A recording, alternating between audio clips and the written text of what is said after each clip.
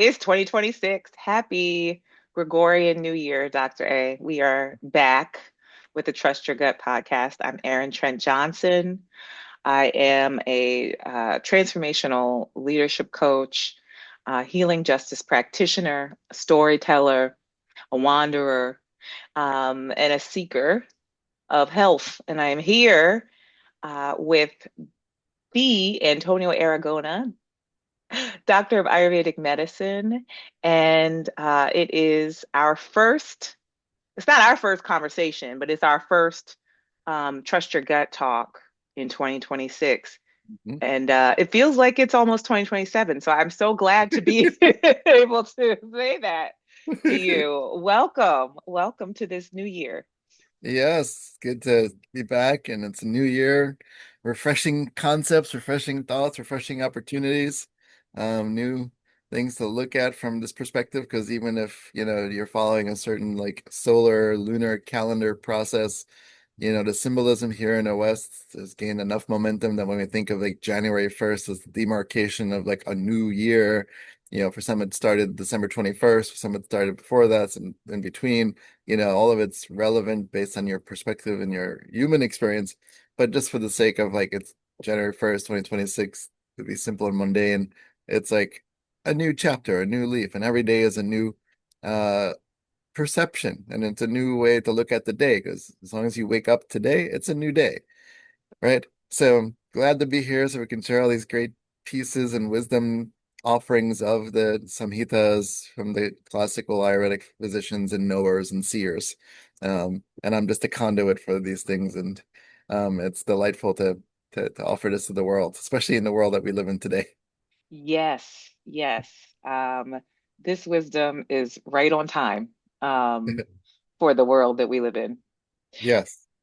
And What?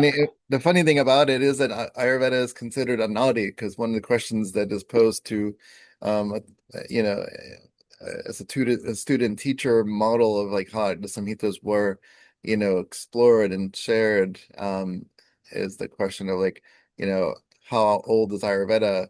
When did it start, kind of thing? And the answer is that it's a nadi, which is like it is timeless. So if it is timeless and eternal, and then we apply it to using logic, that in any given point in time through history of human existence, um, it is always the appropriate time for Ayurveda because it is timeless. Yes, It is not limited. And it's the usage of the Siddhanta, or the teachings, the underlying fundamentals, that gets applied according to the moment, making it always relevant. It is always relevant. You have to just think about it, like historically, when they're talking about certain references as far as like how certain things are aggravated in a person's lifestyle, if they're riding a horse too much, or chasing after lions and hitting bumpy hills and roads. It's like, oh, well, there was a thing. People were riding horses and, riding elephants and chasing lions back in the day, or being chased by lions. We apply we extrapolate from that to like how does that still apply today, when we're like running after late trains that we're trying not to be late, and we're on bumpy, trucks and buses, and so these things. So it's amazing how Ayurveda is always applicable to the present moment. And what's the present moment now? It's January, and what I'm noticing from my practice is that a lot of people are coming in sick. And I'd say in all the, in 2+ decades I've been doing this, um, I think this is one of the times that it's definitely at a higher amount of people getting sick with respiratory things. And, I know some of the argument might be, oh, there's more things today. Well, there are more things today that we have to worry about catching. But the fact is we're still human, and we're still undergoing time and space, and it's understanding like what is the pillar of health that you exist within the context of your own being, your own svasta, as we've talked about in previous episodes of these podcasts. Svasta being like established within one's own health, and that configures around and is configured by your own doshic proportions, basically the biological humors per se. And that establishment creates your own pillar. And if that is fortified, if that is stable, if that is strengthened, then the likelihood of catching whatever's in the air is very least likely. And I was thinking about this the other day, when patients come in like, oh, I have kids, I catch what they get, or I'm working in a school and I catch what they get, or I'm on a bus and I catch what they catch. And I'm like, if that was there is truth to that, and we can like break it down by saying, what is the quality of your health to begin with that is able to absorb or repel that, right? Mm-hmm. Because the argument also that I could propose is I manage a lot of people coming in with lots of sicknesses, which when Mm-hmm. H1N1 came out in 2007, something like that, 2009, I had a couple patients that just came in, they didn't know they had it until after they had it. I'm like, oh, I didn't get it, right? And I've had patients come in with tuberculosis. I've had patients come in all sorts of things that are catchy, and I did not catch them. So imagine if it was true that I'm catching things from people. If I caught something, it's because my pillar, my, you know, upastamba, is compromised to allow for these things to infiltrate. And so this leads us into a shloka of Shushrut. He's one of the main physicians that actually mentions this as a concept to this capacity in a shloka form. And this is the Shushrut Samhita. Yes. And so basically it says, Sankshepataha Kriya Yogo Nidana Parivarijanam Vatadinam Pratigataha Prokto Vistarataha Punaha. And so basically what it's saying is, you know, um, if you think about, you know, what is this sloka saying? Nidana Parivarjanam is like, how do we prevent getting diseases? And it's understanding applying per dosha, the appropriate treatments that include the things that don't aggravate the doshas, that are reversal of the causes of the disease. And all in other words, it's like avoiding or negating or removing the causative factors or that cause disease. So Mm-hmm. it's like, oh, well then in order to understand that we have to remove the causes, the nidana, to remove would be, or to avoid is the parivarjana. And it's like, well, we have to understand, how do we get diseases? Yes. And so in Charaka, and we'll pull up that quick quick shloka. Um, do, do, do, do.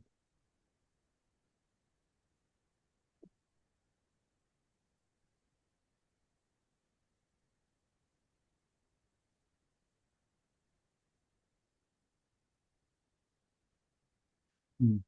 There are many causes of disease. One is based on Nija Gantu Manasa. And so the shloka is quite long. Um, Yes. so, I mean, considerably long for my ability to pronounce it. But let's see. Trayo roga iti Nija Gantu Manahasaha.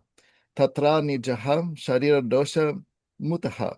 Agantur Bhuta Vishavayavagni Samprahara Disha Mutaha Manasaha Punaristas Alya Balya Baha Chaitanya Jopa Jate. And so this is basically saying, in categories of diseases and forming of pathology, the three types of diseases would be Nija, Agantu, and Manasa. So those that are internal causes, and so we would say, what are the internal causes? Inherently, the Mm-hmm. doshas. The doshas are the humors that we refer to as Vata, Pitta, and Kapha. That's very common in the New Age Ayurveda and also in classical Ayurveda. And so when the doshas themselves are afflicted, then they start to create a momentum, creating the potential of disease formation. And those doshas inherently internally could be affected by, when are you eating, when are you not eating, when are you exercising, not exercising, when are you sleeping, not sleeping, when are you drinking, not drinking, when are you stressing, not stressing, straining, exerting. These are the things that create the potential of the dosha staying in balance or out of balance, depending on what you're doing. Agantu is external causes. So, you might get bitten by a snake somewhere, or you catch the wrong mosquito that gives you malaria, or you're rummaging through the forest and you come across a poisonous plant, don't know, and you ingest it and you get sick. That kind of like external cause. And then manasaha, which is like the mind, because the mind has its thing.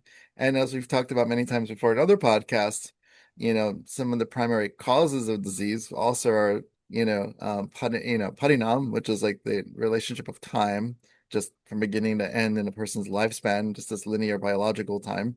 Um, Asat Mendriyartha Samyoga, which definitely affects mind and mind affects it because it's the governance of the senses that if the senses are unruly, those senses will gravitate towards the object of their pleasures, which will be sometimes an extreme misuse or underuse. We don't look at certain things. We avoid certain things that are, the things to be avoided or not avoided. Um, and then we have, pranya which is like misuse of intelligence. So if I have a cold, I should not eat pizza. I should probably have soup or just fast. If Hmm. I'm feeling any kind of symptom, then my mind is like, well, I'm feeling emotional and I'm going to eat this anyway, but the body will suffer. So this is the mental aspect of things.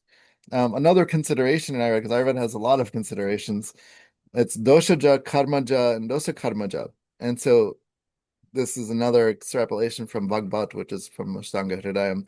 And, you know, um, basically he's saying, the doshas, karma, and the Hmm. combinations of dosha and karma. And so we can expound on that in understanding, you know, because in Ayurveda there is a belief of karma, there is an understanding of karma, there's a knowledge of karma. Karma is not denied as a potential in like a person's existence. you know, and which would then lead to the trails of like Jyotish or Vedic astrology or astrology, just to kind of understand like karmas. Um, the karmas are the inherent blueprint that create the physiological gravitation in this time, in this life, in this body to complete a certain mission from the soul consciousness, we'll say. And whatever the previous lives consisted of or previous life consisted of is the karma that carries into this lifetime. And that's Daiva karma, which is like past lives. And so that already creates a set sort of blueprint in like what you're going to think of. So when you see an astrologer or you see a Vedic astrologer, especially, they can find what karmas specifically did you come into this life with. It will actually tell you which lives it came from. It will tell you what you came into this life with. Like Vedic astrology is profound this way because it can actually go back in time and say like, you inherited this, and this 3 lives ago, 2 lives ago, 1 life ago. Here is your soul. This is what you have to deal with in the current state of the world, that you're in today as the person as you are known as today, and the why per se. Um, and so these are the things inherent in the mind that will create the choices that we make, right? Yes. So if we look at, internal causes, external causes, um, mental causes, which goes to karma causes, which also then goes to, the whole relationship of all these things. Then it's like, well, why am I getting sick today? Why did I get a cold after the holidays? So we're driving it home to the simplicity of it. It's like, what choices did I make? Because when you got sick today, you didn't just get sick today, unless you got hit by a car, which is Hmm. a Gantuja cause. You know, maybe it was in your karma to get hit by the car. That's a different conversation. But nonetheless, you got hit by a car today. That's going to change some things in your health. If you, say for instance, you woke up in the morning and you had this feeling, uh, I shouldn't go out today, and it snowed and it's icy out, and you're like, yeah, I probably shouldn't go. But you ignore that because you have no choice. You have to go into work. You exhausted your sick days because you're working that regular 9 to 5 job, and the boss is not going to let you take off because it snowed, unless you can have a remote option now because we have remote work, right? Yes. But you had that feeling, like, I don't have a good feeling today. And then you go, and then you get into a car accident. Now you're late for work, or now you're out of work Hmm. for a week, right? It's very interesting how these things have to be, considered within each person. And, what are we doing in choices that we're making? And if it's not as, simple as that example, it's like the holidays come with the sort of like a vengeance. It's like this event, that dinner party, that other party. I have to go to this thing, this outing here and there. And then it's like I'm doing all the things, but I'm running low on energy because I'm doing all the things instead of staying home and resting. And I'm feeling a little tickle in my throat, but I'll take a, over the counter thing just to kind of mask it and just keep it going. Maybe that works. Maybe it doesn't work. Maybe it perpetuates, some sort of compromise because especially with Western medicine, to the degree that you take something that's going to temporarily relieve something, at what cost? We don't think about what Yes. the cost is. And from the Ayurvedic clinical perspective, there's usually on a spectrum depending on like which medicine you're given, whether it's just basic over the counter or like prescribed, the more potent it is, the more potent the cost is going to be on the body. So we want Hmm. pain management, we want pain alleviation, we want pain resolve, and we live in a culture we want everything quick. This, I want to slow down as we speak Yes. about speed. Because I think there's this piece here that I always come back to, I think, around like the what did I do, like the shame voice, Yeah. that can show up, the parts of us that feel like, oh, I am the cause. I made a bad decision. I'm a tell the whole truth. I had some Trader Joe's Swedish fish. They're actually Swedish seafood because they were lobster. on on Friday night. And I'm like, oh, am I going to tell him myself? Yes. And so I had the Trader Joe's Swedish seafood. Now, earlier um, that day, my child was snuggling with me and had started to develop a couple of sniffles. This child went outside and came home and did not have her hat on. We had a discussion, a very thorough discussion about this is not the time or the place in our climate location to be walking around outside without a hat. And so um, she then did have some sniffles and proceeded to sneeze and breathe in my face as a part of snuggling. And then I decided, as I felt like the tiniest little tickle, like as soon as she breathed in my face, I felt like, oh, there's a little drag in my throat. Oh, Mhm. is this postnasal drip that wants to come? Like I can feel I can feel my sinuses having ideas about whether or not they are going to choose to create fluid for postnasal drip or not. And in that moment, and to your point, like this is like me getting in the car and having a feeling. I'm like, I could get sick, or I could choose another path, and I know what to do. I know what to consume and what not to consume, but I absolutely ate some Swedish seafood. And the gummy of it all was what I wanted. There was a craving that I had in that moment.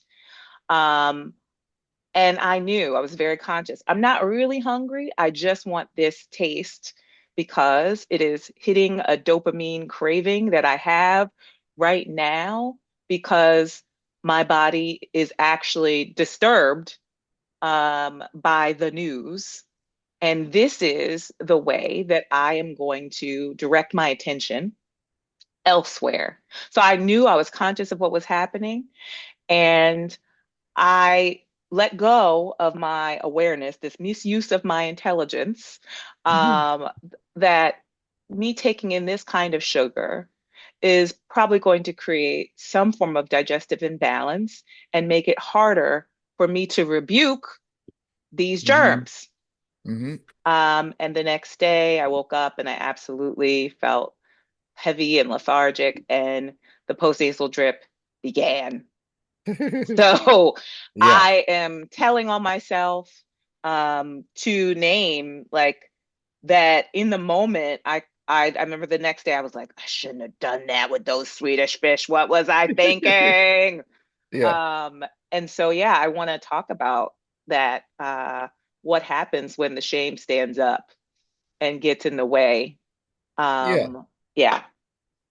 Yeah. I mean, the shame is a historical content, right? And so if you break it down per karma, you know, Roga, diseases of karma, It could be somewhere you inherited shame. It could be that, in that inheritance of shame from a historical content from another story of life, you came into this life with parents or an upbringing or surrounding environment that perpetuated that. And we always look at these things from the conscious light of consciousness. These are the gems of their light of the life that we should transmute with an Mhm. awareness instead of succumb to the things. Because reality is, these are just mental fluctuations. And it's like, what do we believe? And like one of my favorite quotes from Adyashanti is he says, "Don't believe a word you think." And another Mm, quote that he says is, um, you know, 90% of what you think is a lie. yes.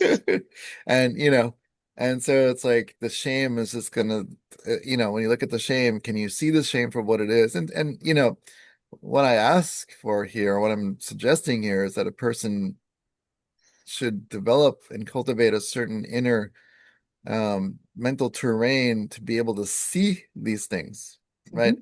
If you haven't cultivated, then of course you're going to think I'm just talking abstractly, mystically, spiritually and advanced and things like that. And it's implying in reality a certain level of work that's been done to get to this capacity to see the thing for what it is. And so when you see shame for yourself, you can go, oh, because you can be in the shame and not see it. And that's more like tamasic. So that's mental, that's manasa. Hmm. Hmm. And so I can't see beyond what I'm needing right now. And I can't see the cause and effect or consequences of this. And so I'm in a tamasic state. And, everyone has the light of capacity potential because you're in a body. As long as you're in a body, you have that. Hmm. The entire cosmos is in you. And it's like what you've come into this life with, that's going to be what you have to like traverse to expunge and then Yes. create the reality of like, I'm feeling shame. What does this mean? And then you process that inwardly, digesting it, because mentally you're digesting the thought itself with a higher thought process. Um, and then you can transmute it and go, yeah, there's no need for me to feel shame and just to have an awareness because me judging and shaming is not going to really serve any purpose, Hmm. right? So you just hold it in for what it is and then you keep going instead of fighting it or resisting it. And, so when you can get past that, then you'll more likely with practice, like any weak muscle takes strengthening over time, like going to the gym. You can't pick up 100 pounds without starting at 10 pounds. If you've never been to the gym before, you have to just slowly have these insightful moments and reflections, daily moments to pause. And, some people don't have the luxury to pause. And so I remember many years ago, people like, oh, I don't have time to meditate. I'm like, cool. I created the 1 minute pooping meditation because I'm like, everyone poops.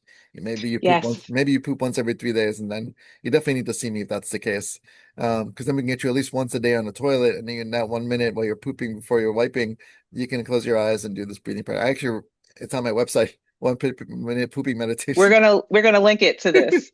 And so it's like there's always time, whether you're going to sleep and you're closing the eyes and you're just laying in bed, or you're waking up in the morning before you jump on your phone, before you jump out of bed, before you jump, jump, jump, jump.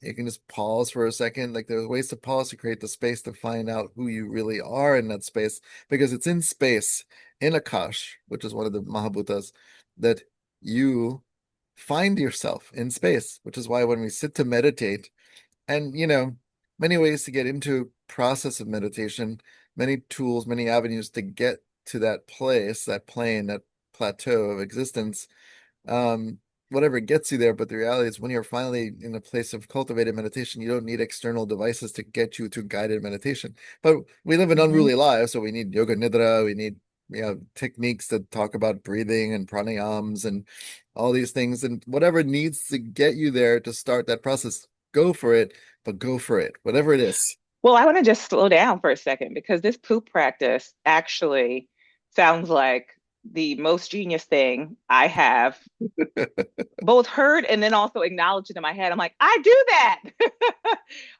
And thanks and thank you very much. I do poop at least once a day. and and so this is, I think, deeply important as we're thinking about practice and like what are the fractals, like the tiniest practice. practices that we build in repetition, right, every day in this commitment. And so the poop practice, the being present with our elimination process, being present in the moment. This is the time when um, most bodies could sit. And if you have a child, I will say you don't have a long time to sit Hmm. before someone asks you what you're doing Yeah. behind the bathroom door. Yeah. But there is the moment Yeah. and so this practice, I feel like, is absolutely an essential building block Yeah. because we're also tracking, right? One of the Yeah. key metrics of our health. I want to come back to the three markers, the three internal. You spoke to within the shloka actually, or actually as you were talking about the three. We talked about pranaya, prana, pranya, Pranayam. pranayama is one. Pranya Parada. Pranya The three prayada, causes of disease. the Yeah. three causes of disease, and so I want to continue to repeat my own practice of saying them out loud. But Hmm. pranayam, and you Pranya Parada. pranya prayada is number Yeah. three. Well, so it's Asatmindriyata Samyoga, Pranya Hmm. Parada, and Parinam. Pranayam is the breathing practice. Right. That's why I was like, I need to hear Yeah. this because I got confused and I. Pranya, Prajnapadha, Pranya Parada, is the misuse of intelligence because prajna, nya is the sort of like suffix meaning knowledge or Yes. awareness. And so prajna is like the pre-knowledge, parada is misuse. So in Hmm. Sanskrit and how it breaks down. And so asat mendriyata samyoga, pranya parada, and parinam. Parinam, everyone is subject to because we are living in this reality of like we're born, we grow up, we grow old, we die. Hmm. And then the rest of it is karma based on your rotation of your planets and how they conjunct and all these things. What expedites the process from this platform will affect, you know, how you're going to misuse your intelligence, and in that process of intelligence, which of the senses are going to be overused, underused, misused, kind of thing. So as we think about like um, these three causes and where we have the most opportunity or most capacity to affect, right? The choices that we make.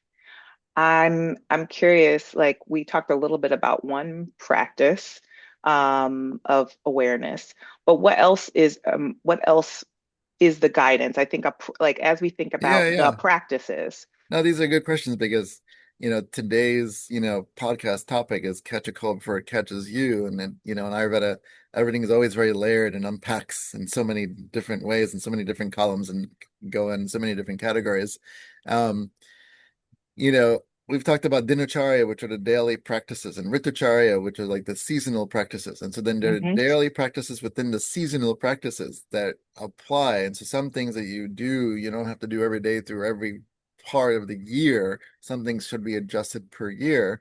So dinacharya, daily regimen, dina's daily and charya's regimen practice is understanding you basically rise with the sun and you set with the sun. You follow the cycle of the day per season and within your capacity, plus or minus, maybe you're not waking up at like, I mean, the sun is rising around 7. You probably should still wake up a little bit before that, just kind of keep on the same timeline as far as like you wake up around 6:30 every day. 3 times Hmm. 365 a year, that should be the time. It doesn't matter. Um, And you go to bed when you start to feel tired. So that could be from 8 to 10 at night time, ideally 10 o'clock, you know. And then you're eating your meals per your digestive capacity. So it's 2 meals a day or 3 meals a day. And then you also eat proper proportions. You also eat per season, and then it's also you bathe every day. You should bathe every day. Maybe not necessarily wash your hair every day, but you can bathe every day. That's important. Ideally more in the morning. And then, if you're physically active and exerting and sweating and all these things, then of course maybe it's shower or whatever later.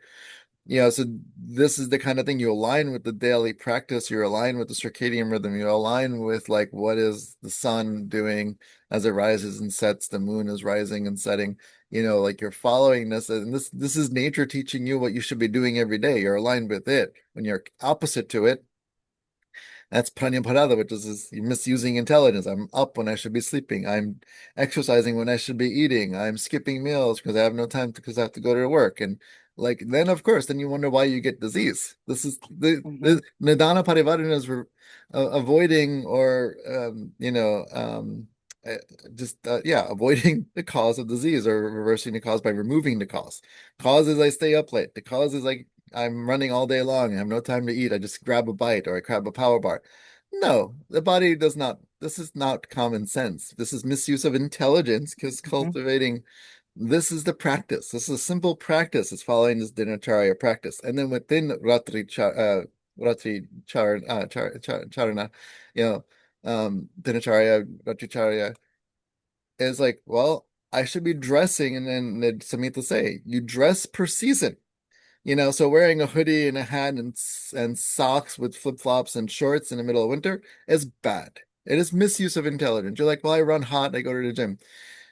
That's good. You buy a little bit more geography in your physiology, but you will max out at some point and you will have to pay the piper later, regardless. You should cover your legs. There's a disease in Ayurveda, one of many diseases in the category of Vatavyadis, called Vatupastamba, which is like the thighs become very rigid, almost like concrete. This is a vata stan or a vata location, and this can cause other rigidity issues, or potentially cause like restless leg syndrome, or cause like other deficits in sacrum, SI, sciatica, these kind of things. You know, but one of the causes, is exposed legs in the middle of winter for long periods of time. And one of the treatments is oil and steam therapy because you're coating and you're Yes. covering. So why not just wear a pair of sweats, not shorts? That's not good enough. Wear appropriate footwear. Your feet should not be cold. Your feet should not have exposed to the cold wind. You know, you can't take advantage of like, well, yesterday it was 7 degrees in the evening and today it's going to be 22 degrees, so it's warmer. It's still in, using yukti or logic, it's still wintertime. The quality of me doing this now, because it's warmer, because 20 degrees 7 is relatively warmer, of course, but it is not 65, 70, and 80 degrees where you can actually do that in a proper season where you're like wearing shorts and flip-flops or whatever. Like we just live in a culture where anything goes, and then we wonder why we get sick now or later Hmm.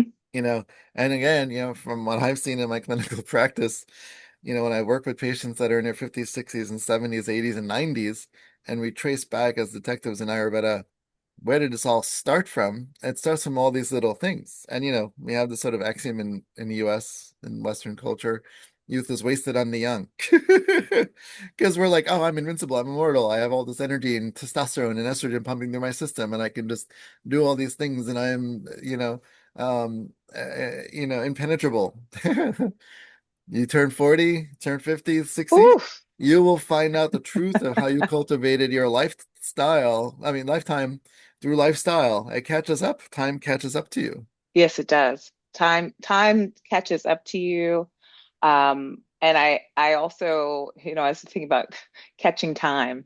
Um, Hmm. and I think this is also something that when I think about being um, my my misuse of intelligence, right, or the potential for this, I think Hmm. is where I am trying to control time, where I am trying to, um, and maybe this, I'm curious because this might land in the first one too, in Pariyam, um, around my relationship with linear time and where I have pushed myself beyond my own capacity and limits. Now, this is obviously in response to what Western culture and capitalism requires, right? And so in that relationship, I have had patterns of um, trying to do more than time will allow for. And as I reach this big age of over 40, of mid 40s, I am not able to do that. And so my ability to stave off sickness has really been because of my ability to slow down, to find a right relationship with time. And that can feel socially unacceptable because people want you to move at their pace. And so you're in this internal and external battle in many ways. And I'm curious, like what Ayurveda, the wisdom, because I feel like we need to tap into ancient wisdom that predates um, extractive expectations of our labor and our energy to understand how to move towards living, towards health. So I would love to know, Yeah. yeah, what's Ayurveda got to say about that? Well, I mean, and it's true. Like modern day living is not sustainable. We're seeing this more and more and more and more and more, and it's just increasing more and more and more. We see it in the younger generations. They're suffering and struggling. Each generation has had a struggle. That's the reality. Each generation will have a struggle because it's just time is doing its own thing. And as humans evolve, this is time affecting thing. Now we're having this AI that's going to be permanently here and all these things. So how is that going to shift our relationship to the world? But we should never lose sight of the inner world. And so understanding that there's always going to be a discordance because we're trying to keep up with the times, but at what cost? And, we can have a conscious awareness around the choices we make that slow us down because we have this inner affection developing from our inner process and inner work that we're doing, or, and there's no, it's either or, it's no in between, or disease will be the thing that slows you down. Mhm, It will, it always has. Time immemorial, as humans have existed, diseases existed.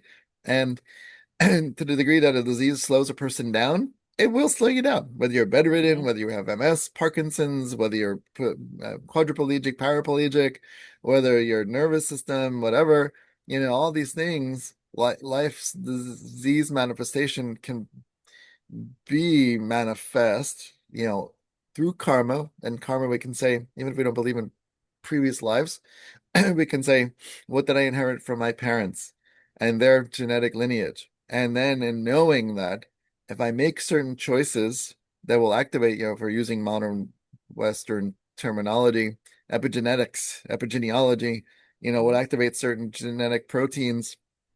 Protein is the key in the DNA helix. The choices we make, and epidemiologists are seeing like cause and effect these choices in this person's diet and lifestyle, and they're dancing around what I already know. So if you don't think about last lifetime, you think about this lifetime, what you inherited from your parents and their parents and their parents and their parents, and Uncle Joe has this and whatever. If you know the choices to make to avoid the tendencies of getting these things, you're already ahead of the curve. And mhm, so the awareness is the key that must be cultivated. But if you're using GPT in a way that you're dependent on it for being your mind, then you're lost connection with yourself. You should never lose connection with yourself. I might use ChatGPT because I already have an awareness of something and it's something I want quick. I extract it, process it through my mental processing thing to see like, okay, this makes sense to me. Apply this. I'm not listening to it as the thing, right? We're doing a lot of dependency on external things. So we're not only exposed to like addictions through various vices, but now the technology is the new addiction where we can't even think for ourselves, mhm, right? And so understanding the choice is either I make a conscious effort because something is not working right, and people can have, certain like levels of awareness or awakening increasing when they're like, I keep getting sick. What's the deal? What's going on here? Let me find out. what's going on. This is good. That means maybe some internal karma is driving you to like, I know in this lifetime I have things to do. I'm going to find the thing that's going to support this process because what the model is currently is not the best model, and et cetera, et cetera. And or, I've seen people get a disease first, and then they're like, oh, I need to make a change. Yeah, okay. For Mm, some, it's not too late, and for others, it's like, let's make it manageable then, because I already can always make something manageable. So it's like, do you want to fall in that category where you make a choice to make choices knowing that if I do something for immediate gratification and do this repeatedly over a long period of time, that there's going to be a payoff later for it? Can I think that far ahead? Do I wait till I get a disease to make the choice to think I need to do something differently? Or do I have the disease that I can't reverse and now I'm just kind of like, well, what can I do to make the best of it? And, a lot of people will justify going, you know, an example, I was at a party a few weeks ago, during the Christmas weeks, and it was actually interesting because there were five people, each of the five people, each with a different respiratory infection or condition that they were getting over with, or one that wasn't like that you can catch. And I was like, this is very interesting. And I'm just sitting there quietly because this person's coughing and all that I'm giving warnings like nothing's contagious, not to worry, I'm getting over a cold. Da, da, da, da, da. This one woman had like this particular bronchial infection, and and I'm just sitting there like I'm gonna be quiet because I'm not on call here. I'm not on the clock. And I just record these things anecdotally to put them into podcasts to give awareness because I see all this all the time. mm-hmm. And it's very interesting is one, I didn't get sick from that party, which is great. A couple of people got sick after that party, which is also an interesting reflection and affirmation for what I'm doing. And just understanding each person when they were sharing what they were doing and watching what they were eating. And I was just kind of like, if only they knew. And the one person that had this really intense bronchial infection, she had just had a biopsy the week before because she had a large amount of fluid in her lungs, and then they found that she had mold in the left lobe of her lungs. And so she's telling me all these things, and I'm like, this has always been the gravity. When I was a social worker, I would sit on a train and someone would just start sharing their life process and their emotional deep wounds. And I'm like, okay. And then at any gathering, someone's sharing some health issue. And I was just kind of like, hmm. And then, I kind of shared a little bit what I do for work. And then I said, just FYI, you have this mold in your lungs, which is not good, not a good prognosis. Yeah. I'm like, and you're eating the pepperoni and you're eating the cheese and you're eating the crackers and you're having a little bit of alcohol. I'm like, just to let you know that mold feeds on all that. And she's like, well, Mm-hmm. I've been dealing with this for a while. I just need to start enjoying living life. And Ooh, in my head, I'm like, well, if you're given a prognosis that you'll be dead by Friday, then have everything possible. Go for yeah. it. You know, if you and she's like, I don't know, mid-30s. If you're not given that prognosis, and I know, and we have such a low attention span anymore that it's Yes. like, oh, I need to prolong, and this is simple psychology, Western psychology, prolong the pleasure. And it's like, you don't really, you're at a party. I mean, there are plenty of times that I've been to a party that I'm like, I can't eat any of these foods. I'm going to bring my own meal because I'm Yeah. on a certain protocol. I'm enjoying the company. If anything brings up conversation, like, what are you eating? This is great, or Mm-hmm. I might look like the oddball, which I'm okay with too, right? I'm not okay. I'm okay with not fitting in and looking like the thing that meshes with everything. I like being Mm-hmm. myself. And so you're going to gravitate to me and like me, or be like, he's so weird. Why did he bring his own food? I don't care, right? Because I'm taking care of myself. And so in her case, it's like, do you really need to have the cheese right now? You just got this biopsy last week, and but it's like you feel you want to enjoy yourself, then you're gonna be in this spiral for a while. Go for it. And this might be This, the karma. This might be the manasa doshas, the rajas and tamas, and I can't, the pranya parada, the satmindriyata samyogas. I'm seeing the things, and I'm like, oh, I have to go because I need this because it looks good, and you know, yes. and it's like these are all things like, do I slow down and go, you know what? I'm going to delay gratification right now because I know um, if I do what I'm supposed to do, I'll get out of this faster so I can get to the thing I'm going to enjoy more. So I want to pause here because I feel like the uh the deep wisdom here, couple pieces to lift up for life leadership. Um, is that the message around um, how you want to enjoy life, but you might not be able to breathe by the way that you're living. Oof. And there's no, and I say that without judgment for this person at all, because I have absolutely lived um, in a way that looked like I was death living, as someone once told me, um, making choices that were not moving towards life. Yeah. And um, in order to feel good in the moment, the fleeting moment, and I have a brain that seeks dopamine in a way that I can understand now. Um, that would have me make choices that might move away from life, from my breath, from the pranayam. Mhm. And then the message of being the most you, being the odd one in service of living your best life. Yeah, I'm gonna come to your party with my own food. And that may seem outside of a social norm, but it has also become a social norm to be unwell. And so I want to honor what it means to stand in your own authority, Mhm. and to locate your own authentic practice of protecting your health. Mhm. This is, I think, the key message that we can take and apply. It is so it is well to be the odd one. Yeah. May many people join us in bringing your own food to the party, because I absolutely love carrying Yeah. my snacks. Um, and I think that this speaks to, what we have been talking about today, in how do you catch the cold before it catches you, Yeah. and how you read Yeah. the environment for the potential choices Yep. that might move you away from your Yeah. health. Yep.